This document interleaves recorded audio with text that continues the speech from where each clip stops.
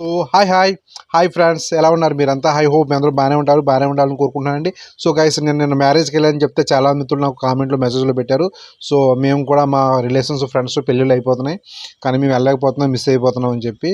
So నిజమే bro, గల్ఫ్లో ఉన్న వాళ్ళు చాలామంది ఈ పెళ్ళిళ్ళు ఇలాంటి ఈవెంట్ లాంటివి మిస్ అయిపోతుంటారు. సో ఏం చేస్తాం, మరి గల్ఫ్ జీవితాలు అలాగే ఉంటాయి.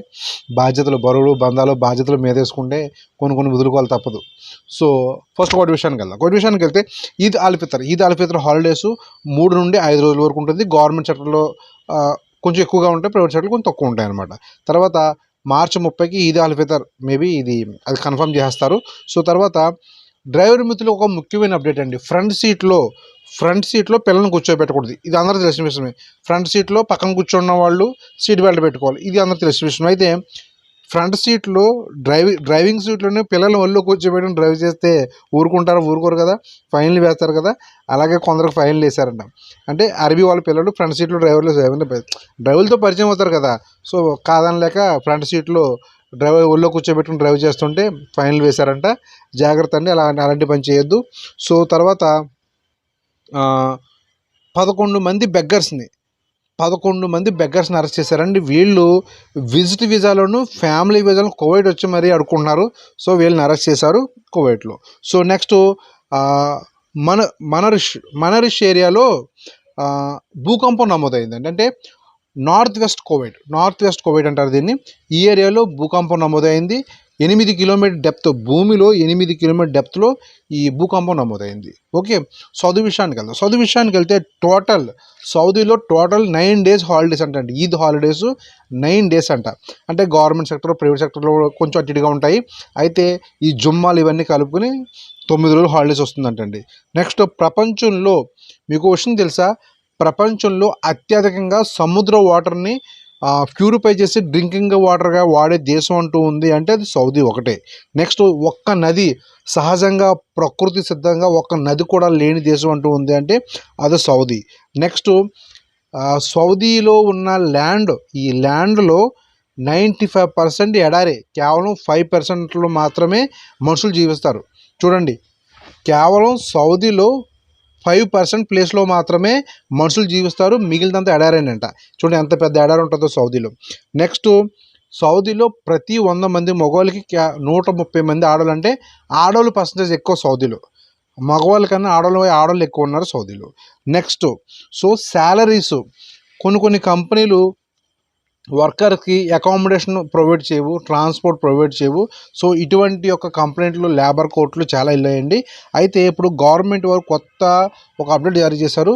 సో కంపెనీస్ అకామిడేషన్ ప్రొవైడ్ చేయాలి, లేదా ట్రాన్స్పోర్ట్ కూడా కంపెనీ ప్రొవైడ్ చేయాలి. ఓకే, ఇలాగ ప్రొవైడ్ చేయని వాళ్ళు శాలరీతో పాటు వాటి అలౌన్స్ డబ్బులు కూడా ఇవ్వాలని చెప్పి ఒక అప్డేట్ జారీ చేశారు. సో యుఏ విషయానికి వెళ్తే 5 days అండి, 5 days సెలవులు, ఈద్ సెలవులు. సో 5 days సెలవులు అనౌన్స్ చేశారు, ఈద్ అల్ ఫితర్ సెలవులు అనమాట. నెక్స్ట్ ఏషియాలో మొదటి స్థానంలో ఉంది అబుదాబిలో ఉన్న ప్రజలు హాయిగా, ఆనందంగా, ఎటువంటి ఆరోగ్య ఇబ్బందులు లేకుండా ఆనందంగా జీవిస్తారంటండి. సో నెక్స్ట్ దుబాయ్ అయితే 5వ స్థానంలో ఉంది. దుబాయ్లో ప్రజలు అంటే ఎమ్రాతీస్, ఎక్స్పర్ట్స్ కాదు, ఎమ్రాతీస్.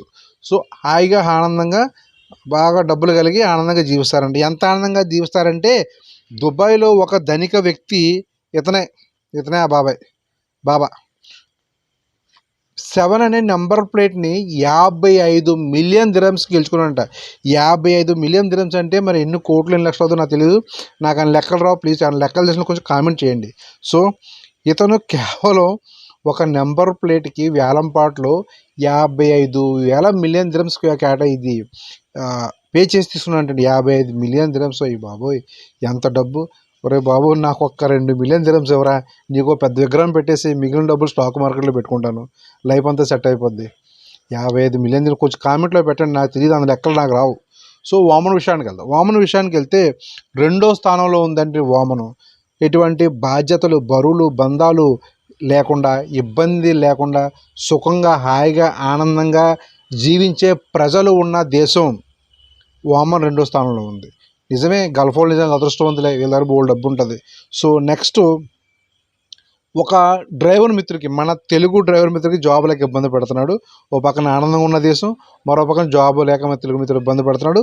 ఎవరికైనా కొంచెం జాబ్ ఉంటే ఫోన్ చేసి చెప్పండి అబ్బాయికి, ఎవరో బాబా జాబ్ ఉందని చెప్పి మీ పేరు చెప్పుకుంటాడు. సో తర్వాత మన తెలుగు మిత్రులు హోలీ సెలబ్రేషన్ చేసుకున్నారండి ఓమన్లో. సో తర్వాత ఫుడ్ సేఫ్టీ అధికారులు తెలియజేస్తున్నారండి, అన్ఆథరైజ్డ్ ఏరియాల్లో ఫుడ్ కొని రమదాన్ టైంలో మీరు ఇఫ్తారీ కోసం ఫుడ్ కొని మీ ఆరోగ్యాన్ని పాడు చేసుకోవద్దని చెప్పి ఫుడ్ సేఫ్టీ అధికారులు తెలియజేస్తున్నారు. సో అంటే కొందరు బయట మామూలుగా తయారు చేసి అమ్మేస్తారు, ఫుడ్ ప్యాక్ చేసి అనమాట. ఆ ఫుడ్ అంతా హైజీనిక్గా ఉండదని చెప్పి ఫుడ్ సేఫ్టీ అధికారులు తెలియజేస్తున్నారు. ఈ రెస్టారెంట్ల పైన కూడా చెకింగ్లు కూడా చేస్తున్నారు ఫుడ్ సేఫ్టీ అధికారులు.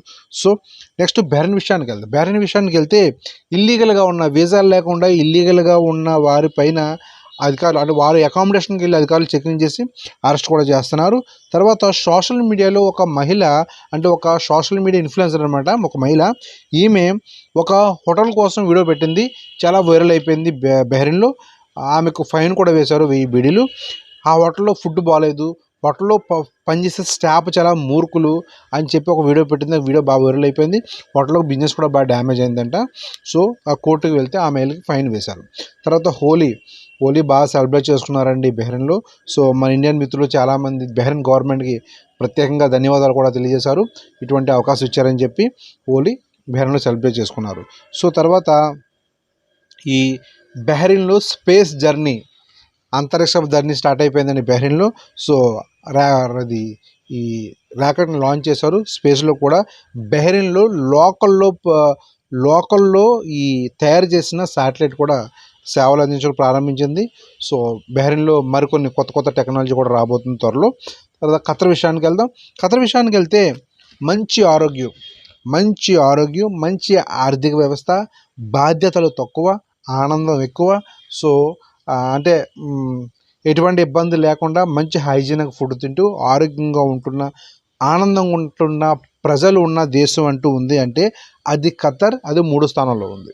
ఆనందంగా ఉన్న దేశం, ఆరోగ్యం, బాధ్యతలు. మనకు చూడండి, మనకి చెల్లి పెళ్లి చేయడానికి సగం జీవితం గడిచిపోద్ది. మనం పెళ్లి చేసుకునే పిల్లల్ని కానీ వాళ్ళని పెంచి చదివించడానికి ఇంకా జీవితం అంతా సంగరాకపోయినట్టే, మనం అనుభవించడానికి ఏముండదు. సో ఇటువంటి బాధ్యతలు తక్కువ, ఆనందం ఎక్కువ, డబ్బు బాగా ఎక్కువ ఉండి ఆహ్లాదకరంగా జీవించే ప్రజలున్న దేశం ఏషియాలో 3వ స్థానంలో ఉంది ఖతర్.